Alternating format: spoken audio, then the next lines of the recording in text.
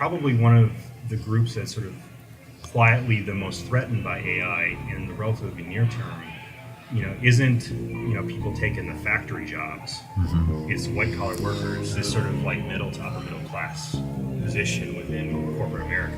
This is where it all begins, so say goodbye to all your fears, all your doubts. This is where they die. This is where we come to win, we come to fly. This is where we make our dreams come to life. Welcome to Innovation City. Welcome to Innovation City, a podcast featuring the innovators, disruptors, and creators who are making things happen today. My name is Michael T. Johnson. I'm here with my co-host Tyler Kelly, and we're at Venture Cafe St. Louis tonight. So Venture Cafe is the #1 largest Thursday gathering of entrepreneurs, creators, innovators anywhere in the world. It actually happens all over the world on Thursday nights. So we're very excited though tonight because we have Bill McMillan with us. Thank you. Bill is widely published, and he's the co-author of How the Fed Moves Markets. Also the author of original software that estimates trade flows, exchange rates, government policy, and policy regimes. In addition to his experience as a writer and programmer, Bill has experience as a corporate data scientist and fraud analyst, and you've taught at the University of Michigan as well as Washington University in St. Louis. Super excited to have you on the show. Thank you. It's like fun being here. The cream of the crop well, of data science, right? Well, you had a real doctor on here for a while too. It sounded like. So I don't know. I've had. It's been fun. I've had like a lot of cool experiences in this space, and it's a pretty new field. So I would say I sort of am up there with most folks in terms of how much experience I've had. And I've been fortunate enough to work at some bigger companies, so I've kind of seen the gambit, right, of like little projects where it's sort of interesting things all the way up through, we have petabytes of data, we need to plow through it and get something done with it.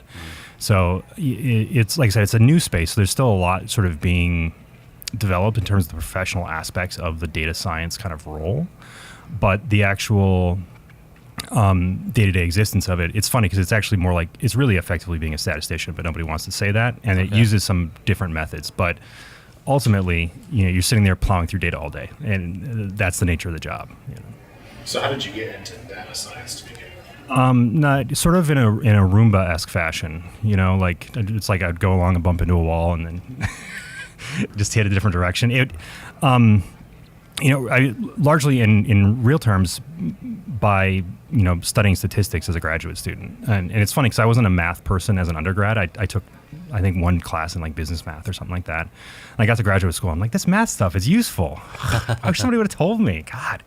And so when I finished my Ph.D., which was around 2012, I've sort of set up generally as a pretty strong statistician in general. But not necessarily in the sense of like a data scientist, because that didn't really quite exist yet. I get this question pretty regularly, like, well, what books should I read to learn data science? I don't know. I was in the academic field as the field was developing. So I was reading the journals. So you can read the journals I read, but I don't think you'd want to. And I didn't like to read them to begin with. So, more power to you if you do. And so really, like, I was very aware of the statistical methods that were being developed that's now sort of canonically part of the set of tools that make up data science, data exploration tools like neural nets, random forest, ensemble methods, the lasso, kind of all these different econometrics and statistical models that go into this non-semi-parametric space that we've decided is machine learning. And then sort of the additional elements of it, of the big data components of it, really kind of has evolved relatively fluidly and then sort of in time with it. Especially in the last 3 or 4 years, it's become really sort of understood, if you do data science, you'll do this, you'll do big data. And, in terms of my development to becoming somebody that would be reasonably comfortable calling themselves a data scientist, actually, honestly, as much as anything else is the corporate work, where I had questions where people wanted to know, like, what information is buried in this 10 gig data set. We have 2 petabytes of user data. Can you do something with it, right? And so, the practical application of the concepts and came with it a bunch of understanding and learning about how massive amounts of information is dealt with and stored, understood, and then learning how to access it, manipulate it, do stuff with it. And that part of it really kind of came on after my graduate training. The graduate training was, I sort of intellectually knew these things, but really had very little practice outside of fairly trivial data sets in terms of overall size. The Academy is really catching up. They are getting some really huge data sets, but I mean, compared to the private sector, they have nothing basically. Like if you think about how many images Facebook has, right?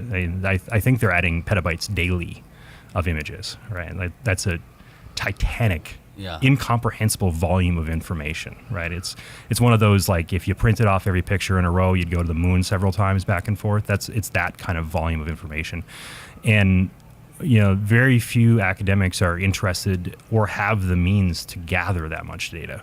So you don't necessarily, you sort of learn trivial versions of the tools in the Academy, even to today, even though it's understood that these are the problems you might face leaving the Academy. But the actual applied practice, the applied learning is still very much sort of like on the job. Somebody says you got to learn this thing. So, I got to go learn it. Okay, let's figure it out.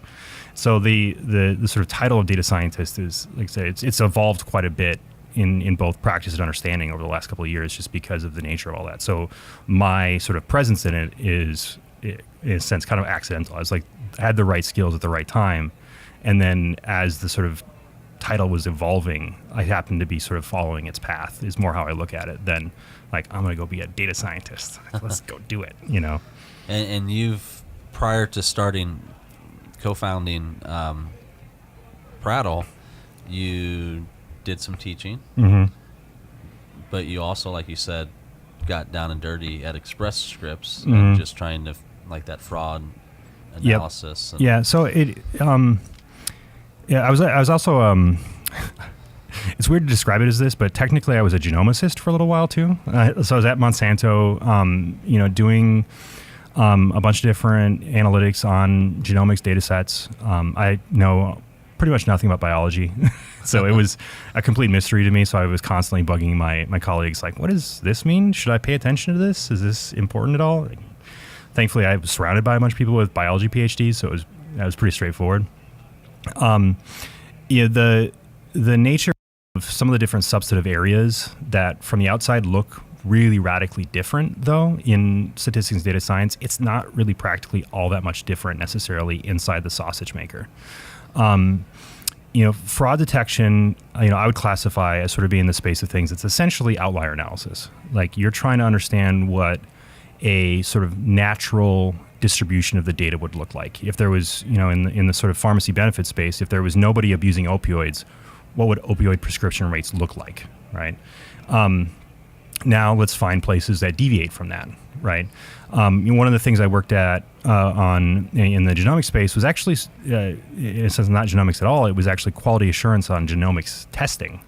And when you do field trials with genetics, you literally go and you grow the corn, right? And what you do is you actually take a bunch of little samples, you get a bunch of little baggies, and you label them like, this is from field A, this is from field B, right? And you send them into a lab, and they do the DNA sequencing and stuff.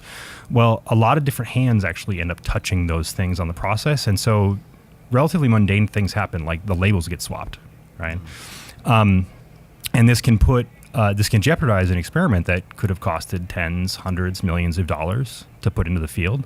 And you don't want to see the results entirely thrown away, because one of the early tests showed, like, nothing really seemed to happen here, but it was entirely a function of, somebody screwed up in the lab, right? And so, that, I mean, frankly, is in my mind almost the exact same statistical process I'm trying to model. I'm trying to understand, there was a data generation process that sort of happened by nature, and human beings, the terrible things that we are, screwed it up somehow, right? And so you want to try to just find that difference. And so you find this sort of time and time again, and maybe it's just me, maybe I've got my one hammer, it's like outlier analysis, we're swinging at everything, everything's a nail. Though I don't really think so. The tools just carry over. And so, there's some definite narrow specialties in some places where, it's really the only place that applies, but with the whole sort of AI discussion generally too, right? Part of the reason that there is so much enthusiasm about it is because the models do carry over from place to place so well. That you can build a model that's entirely built around recognizing patterns of speech language and then use it to identify images, and then use it to find, election fraud, and then use it to find X, Y, and Z, and the sort of list goes on. And it's effectively, mathematically, the exact same model. Maybe you're structuring some things differently, but the computer is running the same number crunching for each application. So I'd heard this podcast once about like forensic accountants looking at data and like just running this test or algorithm or something of it. And if the numbers added up to something, they're like, that person's committing fraud. Like they do it that way. Is it you're talking about like kind of the same set of tools everywhere from genomics to whatever? Is it kind of the same thing? Philosophically, yes. Though there's some people in the academy that sort of like would take philosophic umbrage with that statement, but I would generally sort of classify most of these problems really, really similarly in terms of the intellectual history of it and stuff like that. From application to application, there may be enough differences from model to model that people may not recognize the similarities necessarily, or if they're not sort of trained a particular way, they may not see it. But for the most part, most of these things, what people are really trying to do is find mappings between things, right? So literally, like, you have a bunch of inputs and a bunch of outputs, and you want to have some kind of mathematic function that describes the relationship between these two things. And so, like, in all these different spaces, you're really just trying different ways of creating this mapping. Excuse me. We'll edit that out. And in any given space, you're confronted with different kinds of technical challenges, right? So, in some cases, you might not see all of the conditions that you think are important. Maybe things have been hidden from you. Maybe it's because of some hidden process, like you didn't actually get to observe the people swapping the baggies, right? Or maybe it's because fraud, they literally are trying to hide it from you, right? Or it's government, they have different reporting requirements for different things, right? So there's all kinds of conditions under which the input structure may be radically different from one thing to the next, and that may cause you to impose different kinds of restrictions on the models, try to gather different kinds of data to answer some of the questions, where if you had sort of the optimal data, it'd be really easily answered. You wouldn't even, in a sense, need to run a model, right? You would just say, okay, this is the one where they swapped the baggies, right? And so, as you move from context to context, those differentiators in terms of, the problems you face with the information gathering, the information deficits you face, the context of the problem itself, the distribution of the different inputs and outputs to the model, all those things become really consequential. And so you pick, sort of within categories of models that will probably sort of fit your problem, and then you kind of, dial it in bit by bit to find that optimal solution. And this sounds exactly like what you're doing with Prattle, because you have all these different, I'll try to explain it for you, but then I'll let you explain it. But all these different inputs, and you're trying to reveal, essentially, or provide the data of there's something happening here, and then someone else can translate it. Well, I mean, the sort of, the statistical impetus behind the modeling is sort of my baby, right? So of course it's going to sound like what I'm talking about because I made it. But that said, that really is sort of the heart of what Prattle does, is really, take information that everybody knows has some kind of impact, and specifically on markets, right? So we're looking at market moving language specifically. So whether that's on the government side by, like, say, central bankers, or it's on the private sector side by technically public side of the non-government space, right? So publicly traded companies, looking at CEOs when they say stuff, right? And press releases and all kinds of other stuff that we know it moves markets. We know it actually makes some kind of real impact on the decisions of human beings somewhere in the world. And we want to find out what that mapping between that language and those impacts actually is in practice, right? And whether or not it's actually relevant. When we can decide that it is relevant, what's the unique characteristics of those things that make it relevant, right? What are the parts of the structure that we as humans may not have even really perceived as being relevant at the outset, but as a functional, practical thing really are. And so, what we do in Prattle is really kind of a little bit piece by piece with this this sort of concept of like, let's find the right kind of modeling and build the right kind of application around that. And so we don't necessarily apply the same approach to absolutely everything, which is actually what a lot of vendors in the text and analytics kind of space do, is they sort of have one type of model that works really, really well. And it may work really, really well in some particular circumstance. And it's almost certainly, an evolution of the state of the art, right? Everybody had this sort of academic produced one, and it was, it was great and it did some stuff, but it was missing on dimensions X, Y, and Z. And then somebody comes in and fixes that. But it's almost never in the text analytics space really kind of driven by the specific problem that you're trying to solve, right? And so we kind of came at this from a very top down kind of way, the reverse direction, which was we have this substantive problem we want to solve, which is language is not being efficiently consumed by market actors. How do we create a mapping between what the language is, inherently giving us, and what the markets are actually doing, so that people can sort of create that efficiency for themselves, whether it's in their resource allocation decision, process or investment, or, we're finding a lot of interesting use cases, like sort of all over the place. One of the big ones we found is actually investor relations. It's a lot of times information. One of the challenges people face with information and data and things like that really is you kind of don't know how important things are and how relatively important things are, and it becomes really hard to decide where to allocate your attention, right? And so that's one of the sort of dimensions of what we supply really is, like I said before, this kind of dimension of like, does it matter or not? We can give you that, right? So you can sort of look at our products and say, go back to like the investor relations space and sort of have a 30-second look-see at what you can see in our products and say, okay, nobody in my industry is doing anything important right now. Even if on the surface there was 10 press releases and there was 2 earnings calls and there was so many TV headshot appearances and stuff like that, you can pretty easily make those kind of personal resource allocation decisions, even in the context of something small like investor relations department, or you can move billions of dollars around. That's awesome. Clients, like, who are you working with right now? It's mostly like it's big time, right? Well, it definitely is a mix in terms of the biggest mix is assets under management. So, most of the firms that we work with are in capital markets. So that means things like investment banks, hedge funds, mutual funds, futures funds, commodities firms, things like that for the most part. Now that said, it really does kind of range quite a bit in terms of the size and scale, and we actually have a lot of differentiation in our product lineup to fit a lot of different use cases and a lot of different needs. So this includes many of the world's largest asset managers, many of firms that have ungodly amounts of money, AUM, right, assets under management, like in the trillions, down to firms that have in the tens of millions, right? We sort of have created products that can satisfy a lot of different needs like that. Just as a side note, we're actually sort of contractually obligated not to say who our clients are, which is a real weird problem to have and a big problem kind of in the startup space. It happens, yeah. I'm sure, marketing probably kind of has similar thing a lot of times. It's like you maybe get a testimonial or two, but then people are like, I don't want to say we hired somebody exactly. Yeah, exactly, yeah.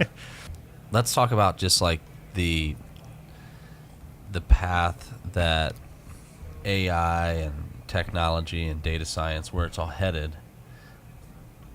And let's just, I see a world where like what you're doing is the beginning of it, right?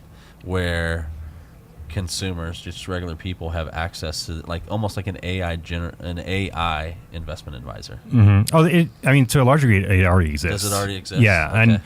And probably there's this whole space in financial technology. It's referred to as Robo Advisors. Okay. And it's essentially the exact same advice you'd get from a human advisor, just canned into a program. Where it's going to take, and it's the sort of the hidden secret of a lot of wealth managers is they're basically playing on a script, right? Yeah. Which is, they're doing the human stuff to get you as a customer, but then in terms of the actual investment guidance and decision making, they're basically like, okay, you have this much in assets, you want to retire at this age, you're going to put this much in bonds, you're going to put this much in funds, you're going to put this much right into an index on the market itself, and that's it, right? They're beyond that point in time. the average wealth manager is pretty hands-off. If it's a really high net worth individual, they may be more active, but there actually gets to be a tipping point where for a particularly really high net worth individual, they stop having somebody sort of, kind of modestly manage their money, and they just open a business managing their money, right? Yeah. They open a family office for it too. And so, but the average wealth manager for their average day in, day out activity, they're sort of already a humanized AI with respect to, what's actually driving the advice they're giving. Like they're actually delivering it, but they're not actually necessarily generating it. And it's sort of one of those weird little hidden secrets of, financial advising. Like people don't want to bring it up. They also don't want to And there's a lot of industries like that where you do just have these middle men and women who are essentially just reading what the AI outputs. Yeah. Like at some point in the future, like you just go direct to AI. Yeah, right? I've seen a lot of stuff in sort of industry press and a bunch of different places. Probably one of the groups that's sort of quietly the most threatened by AI in the relatively near term, isn't people taking the factory jobs. It's white collar workers who have this sort of like middle to upper middle class position within corporate America. The folks that are helping build financial models, to do corporate finance, and the folks that are generating research. There's a lot of different spaces like that where maybe not AI as you think of it, where it's like a robot sitting at a keyboard, but it's definitely computerized systems, computerized decision-making systems that have control over resource allocation. Will be doing that thought process and generating the reports and the research and the results that the sort of senior level people are going to be basing their decisions off of.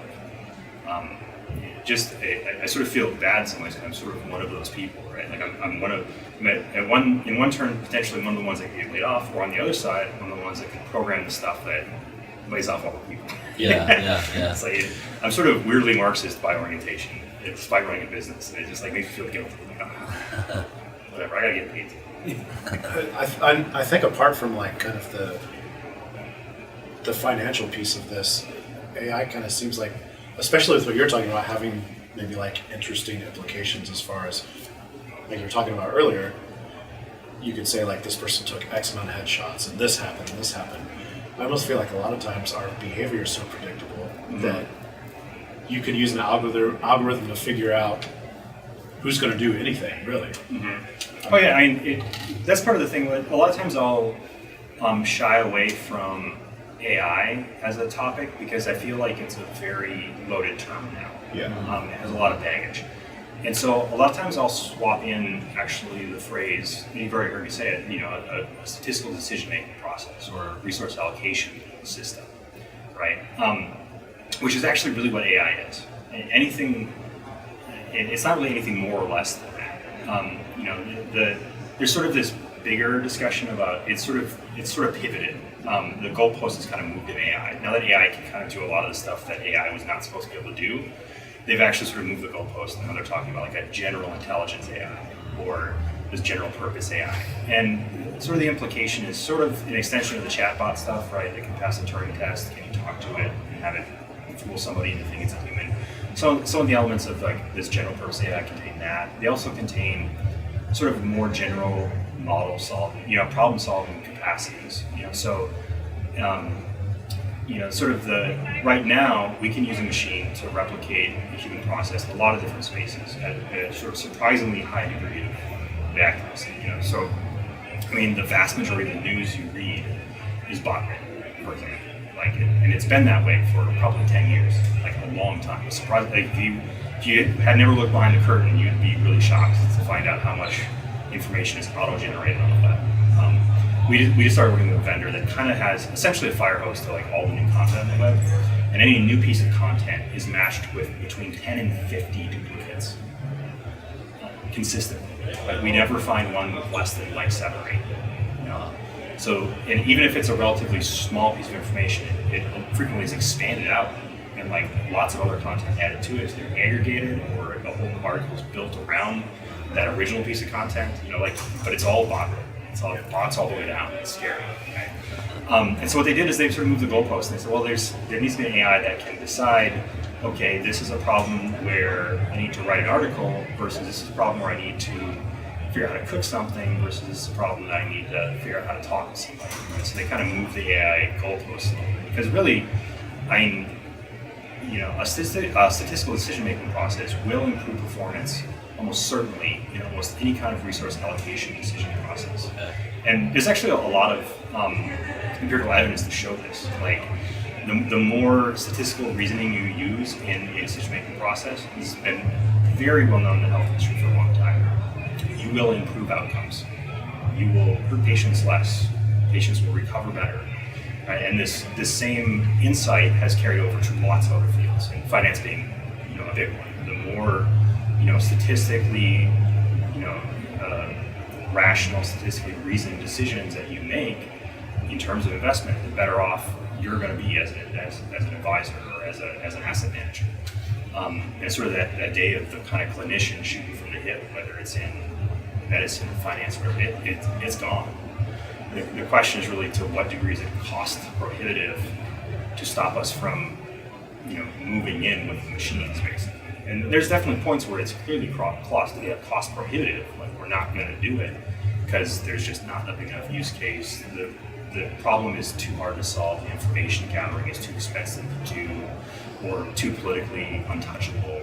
There's spaces like that where it's certain that a fully computerized system will never touch, but there's a lot of areas where computers will certainly be increasingly heavily involved and may eventually even get to the point where it's the primary mechanism of the decision-making process. So with everything that you're working on with Prattle, and so from a big picture, what is it that your goal is? I don't know if private island is on the agenda yet, but no, I guess a couple different career goals. And it's funny, when I left academia, I didn't necessarily have a lot of career goals. It was really more kind of like, I think I've had enough of this one. Let's try something. And part of my personal issue with the academic context was really it's a pretty isolating kind of work environment. It's not necessarily team-driven. You don't necessarily have much of that sort of esprit de corps of like we're working on something, we're building something, it's going to go somewhere. Which I just love, and I totally missed it as an academic. Didn't even realize it for a long time. And part of it was personally, I was a construction worker before I went to the academy. I literally was hanging windows and siding and stuff like that. So it's really being an academic was my first kind of white-collar job, so I didn't really have much of a comparative experience. Anyways, that was a whole digression. Let's jump back. How did you phrase that question? It was a great question. I totally from a big picture, what are you trying to accomplish? Oh yeah. With you mean with respect to Prattle specifically, or my career generally? I think either, because obviously you want to help people make money, but yeah. Well, it's that's one of the hard challenges with working in finance in some ways is, like I sort of alluded to, I feel like the American worker is not really in a particularly healthy political or economic condition right now, and ultimately I would like to do something about that. Right now, the problem is it's not always, in my mind at least, perfectly aligned to do something about that and really have a for-profit venture. You can do things that you can cast in the light such that seem to have some kind of positive impact on people, and maybe it actually does. Kudos to you if you accomplish that. But in most cases, it's not that you're making the world a better place, but you're probably making it net equal. Is kind of how I look at most of these things. And so with Prattle, it's been kind of a bit of a journey for me to sort of find, what do I think is really, that we're doing is really sort of a net value add to society. And one of the things I've really settled on is thinking about, really kind of all the inefficiencies in the market and the problem that causes. And really, our core business at Prattle, we actually usually describe it not as a sentiment analysis company or text analysis company, but as a research automation company. And so we're helping companies that have effectively nobody watching them, right? And with the side effect of nobody watching them is not necessarily malfeasance, it's illiquidity. Like, they are not getting investors. They can't create jobs. They can't, build the kind of class of people that we need to have in this country to continue to grow. In darkness, I don't necessarily agree with sort of the idea that like malfeasance just arises, right? I don't think people are out there trying to steal from everybody. I get a little bit of Rousseauian or something. Everybody's like beautiful and perfect. They're picking apples off trees and eating, But what Prattle does offer is the capacity for these kind of companies to get the kind of coverage they need, to be able to attract investors, to be able to create jobs in St. Louis, Missouri. And we met with a investor relations department of a company here in town, and because of some regulatory changes that were happening in Europe, it's called MiFID. Basically, the short story is research providers are facing cost pressures. So the people that used to cover this company for research, for investment research, will almost certainly not be covering it again in the future. And that will actually leave them with essentially nobody doing research in their company, which means that many fewer people will invest. And so a product like ours is actually kind of a godsend, right? Like, thank God there's somebody, even if it's a robot, there's somebody that's having intelligent research done on what we're doing, and we can, as a company, both feel some hope in that, and actually kind of promote it as a thing unto itself. There's a thing in the space where it's sort of like issuer provided research. Essentially, it's research that the people who are being researched are promoting, and usually because of sort of human nature, people think of that not necessarily as a great thing. But that's sort of, in a sense, actually the net positive of a robot's doing it, right? Because there's not really a human process that can intervene in it and make it biased one way or the other. Yeah. It's really just, here's a system, and we can, in any kind of moments of moral ambiguity, we can just sit there and bring people through the chain. Like, we didn't touch this, we didn't touch this, we didn't touch this, we didn't touch this. This is the number. Yeah. That's cool. Yeah, so that's one of the areas I think I'm most excited about with Prattle is bringing light to areas where really liquidity is desperately needed. And one of our other big areas is in central banking. And one of the things that we found really interesting early on is we actually had central banks email us out of the blue to ask us to start covering their country. Wow. Like Taiwan and Turkey, I'm just this guy sitting in St. Louis, right? Sure, I got the doctorate and stuff like that, but I'm just this guy, and they're like emailing like, dear sir, we're interested in your work and research. That's awesome. And so, for countries like that, right, they have teams of people in some senses that are really designed around bringing in foreign investment. So things like what Prattle is doing is actually a really important thing for them, because it's offering attention in spaces where there really isn't much energy invested into it yet.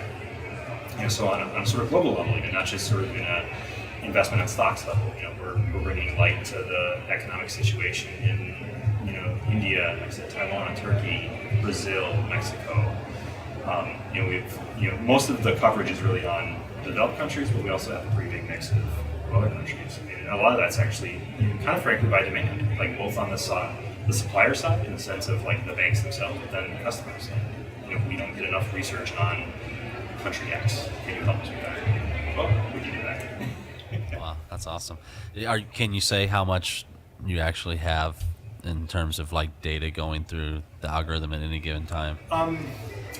Yes and no. It's a little bit complicated. What I should do is actually sit and look at the pure throughput. I haven't done that in a while. We're adding. I think we're sort of on the gigabyte-ish a day kind of level of addition of data, and what helps with us is we're exclusively texting, and so that helps kind of keep it trim. It also kind of speeds up and slows down, is sort of with the business cycle, right? So when companies have to put out earnings and press releases and stuff like that, it speeds up, and then over Christmas it slows down. We had one client email us on like the the 29th of December, and they were like, why has there been no new data released?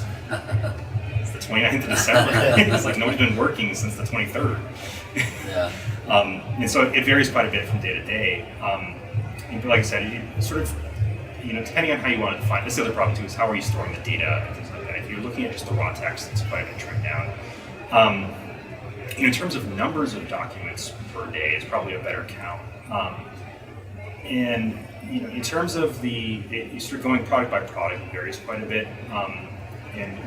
So the count by product is not necessarily indicative of their impact. I would want to put that number. I have to look at the press release stuff we've been coming out with, because if we include that, we're probably starting to talk about, probably several 100,000 a day. Let's do some mental math quick. How many seconds are there in a day? Divide that by 10 and then multiply that by 500. And that's how many different news articles and text documents and scraped content from the web that we look at every day. And that's just from one part of one product. And we start to expand it out to all the other transcripts that we follow, which is quite a bit of different kinds of transcripts and all the different websites that we track beyond what we get from our other vendors and things like that. So it's pretty serious throughput. The nice thing is that it's pretty regular. We don't really have huge spikes because we're not really culling the data from normal human beings. It's from PR people and investor relations departments and vendors who sell us transcripts and things like that. So that kind of helps control the rate at which it comes through. So it hasn't been a huge technological challenge to deal with it, because if it's spiked really bad, it'd be really hard. But thankfully it doesn't, so it makes it reasonable. But it's growing pretty fast. We're starting to have to every couple of weeks sort of refigure our databases because they got so all of a sudden again. So mea culpa. I actually haven't watched the movie yet or read the book. It was one of those things where it felt too close to home, so I couldn't do it. To name drop like we were before the podcast started, I actually know like 2 or 3 different people that are working on analytics teams on baseball teams. So it's like I'm too cool actually. I just talk to this. But obviously, the idea from that book is it's a label that gets thrown on pretty much like everything, where people are bringing analytics to try to find new edges in markets that were not previously well understood and explored. And to some degree, we are at Prattle is very much an example of that, right? It's sort of Moneyball for existing financial research. It's looking for new edges and new quantification techniques in spaces that previously human beings did it all. And the way traditional financial research is done, it's a weird industry, and it's very humanistic. It has a weird interplay between what the sort of handed down wisdom in terms of the market and models and things like that are, and then the human element of it. Because on the research side, it's sort of like the wealth advisor side, right, where there's sort of a script, and they say like, well, if they have this much cash on hand, and this is what their revenue looks like, this is what their expenses look like, and this is what their investment pattern looks like, we're going to value them at this amount, and then we're going to say that they're overvalued or undervalued, and there's all kinds of features, like buy, sell, hold, essentially, right? And part of what goes into that decision is not just the sort of formulaic elements of it, of they have an Excel spreadsheet which sort of gives them these answers, but then they also go out and so they have to answer questions like, well, what does the impact of Apple's new iPhone do to Apple's bottom line into their finances and their financial position? Does that make them now an overweight company or an underweight company with respect to stock price? And so the status quo has been, let's throw human beings at it, right? It's a pretty good status quo. It's worked for the entire human existence, so why not? Let's try it. The problem is it to some degree, unless you have a really incredibly astute and perfectly planned out sort of analytic mind, there's no way you don't just kind of make stuff up, right? You can't, a human being can't go, oh, well, he said the word iPad with these different qualifiers 7 different times, and that's not particularly great, so we're going to devalue the stock by 2%, right? Like, human beings can't do that. Yeah. They just can't. And so that's sort of the sense of Moneyball of what we supply, right? Is finding edges through computing and analytics that human beings basically can't.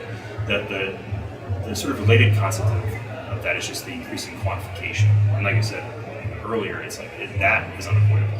And I think the sports are great because there's a ton of like awesome examples of quantification happening, and then teams really performing better. One of the first ones, as a great example, is the Dallas Cowboys. They're an expansion team, right? So when they first started, they were really, really bad, and so they actually hired IBM as consultants. And they said, "How do we become a better team?" Right? And so IBM did their whole thing, and they were like, "Well, you need to have better players, right?" That's what consultants do. They tell you the obvious thing. And so IBM said, "Well, how do we get better players?" Right? And free agency at that point in time was not really a thing, right? In the 70s, it was actually not even until like the late 80s, really, that free agency became close to what we understand it conceptually. There's actually a lot of lawsuits about this stuff, right? So what they had to do is they had to draft. They had to have a better system for drafting players. And so what they did is they continued to employ IBM, and they hired this Indian from India, who had, I think he had a Ph.D. in statistics at the time, I think something like that in his background. And he made a whole survey system for them so that they could send scouts, and the scouts wouldn't sit there and go, "Well, that boy's real fast." Yeah. They would have a whole rating system. It's like, runs up the middle, 1 through 5. 1 being not powerful, 5 being very powerful. And they would go through and rank all these things, and they would do it relatively objectively. And probably the other big area, at that point in time, the NFL was not particularly well integrated. It was, sort of ahead of the curve compared to other sports, but it was still struggling. And college football was hit or miss, right? And so they'd send scouts to historically black university colleges and rate the players in the field. And so they'd come back from this with this relatively objectively ranked system, right? And be able to sit and say, like, well, here's a person who I don't know their name, I don't even know what the school this is, but you rank this guy with 5s all across the board. Let's draft him, right? And so the Cowboys ended up having a rash of really great drafts, particularly where they drafted a lot of black players who really outperformed everybody else, basically. And then they were great, right? And same thing with then, Billy being the A's, and Theo Epstein, now with the Cubs, and Red Sox and the Cubs, right? Yeah. And then the NBA has been thick with this stuff for a while, off and on now. So pretty much you can watch the march of the quantification and then the improvement in performance that accompanies it, and that just sort of you can just you just see it over and over again. It works every time, and it's always improving. It's always improving. Yeah, that's the thing. That's the thing. And that's part of why I feel like it's literally like old men shouting at weather kind of things when sort of the old school scouts or the old school whatever say, well, you can't do that. You don't know nothing. It's like, well, I know some things. and part of it, in terms of doing a good job, really is understanding the problem, right? So it's you still got to talk to the graybeards to understand really what you're quantifying. It's not like you just randomly march in not knowing anything. I've got a machine that I just twist the handle. Yeah. I improve prediction. It's you still got to have a not nonsense system. But if you align that not nonsense system with the actual problem, you're going to improve performance almost certainly every time. Wow. How can people get in touch with you, Bill? So you can Bill at Prattle. Yeah, Bill at Prattle.co. So just hit me up. We're on LinkedIn. We're on Twitter. We're not quite hip enough for Instagram and Snapchat and all that kind of stuff yet. Maybe someday. I did recently accidentally create the Facebook page for Prattle because I claimed it as an employer, and then one day Facebook was like, "You've claimed this company as an employer, but they don't have a website. Would you like to create one?" Sure, I will. There you go. Well, Bill, it's been a pleasure. It's been a pleasure. Thanks, for being guys. on the show. Yeah, my pleasure. Yeah. For more episodes, visit innovationcity.co. Be sure to subscribe, rate, and review. And if you're in St. Louis, visit us on a Thursday night. Details at vincafstl.org. And connect with us on social at We Are Slam or at Venture Cafe STL. Thanks for listening. This is where it all begins, so say goodbye to all your fears, all your doubts. This is where they die. This This is where we come to